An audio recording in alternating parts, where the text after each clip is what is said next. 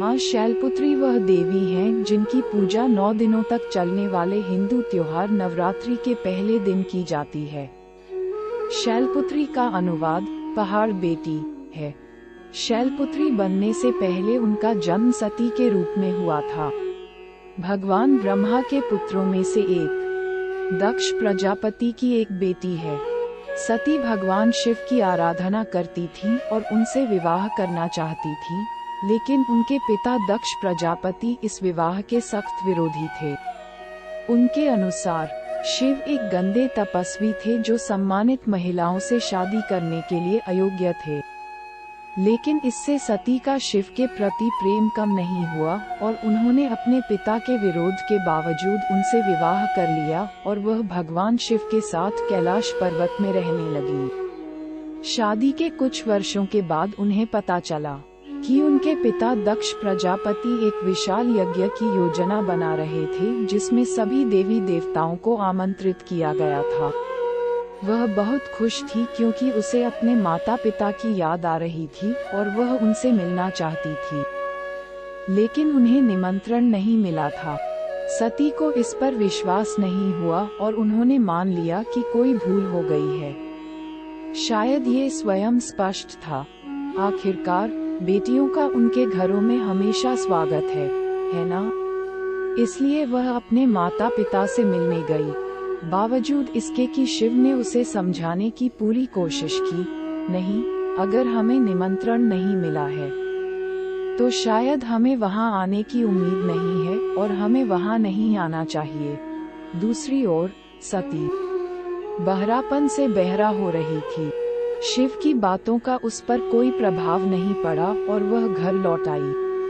वह शादी के इतने महीनों के बाद अपने माता पिता से मिलने का इंतजार कर रही थी, लेकिन जब वह पहुंची तो न केवल उसके पिता ने बल्कि वहां इकट्ठा हुए पूरे परिवार ने भी उसे नजरअंदाज कर दिया। सती दुखी थी क्योंकि वह अपने ही घर में अवांछित होने की बात बर्दाश्त नहीं कर सकती थी और उसकी माँ ही एकमात्र ऐसी व्यक्ति थी जिसने उसका स्वागत किया और उसे गले लगाया। उसके अपने पिता, जिनसे वह प्यार करती थी, ने उसे शर्मिंदा किया, उसकी शादी के विकल्प को अपमानित किया। उसी घर में जहां वह पली बड़ी थी, उसी घर में जहां उसकी वो शानदार यादें थीं। सती इसे और बर्दाश्त नहीं कर सकी और प्रचंड आग की लपटों में कूद गई, जहां उन्होंने आत्मदाह कर लिया। जब शिव ने ये खबर सुनी तो क्रोधित हो गए और उस स्थान पर पहुँचे। वह इतना क्रोधित था कि उसने अपनी पत्नी के आधे जलते शरीर को आग की लपटों से खींच लिया।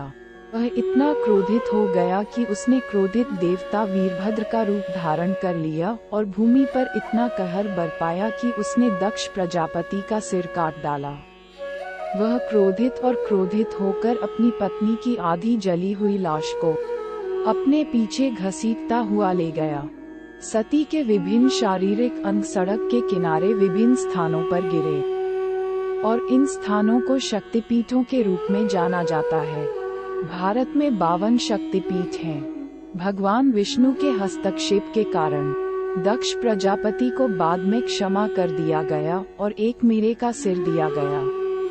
उन्होंने सभी देवताओं की उपस्थिति में अपना यज्ञ भी पूरा किया।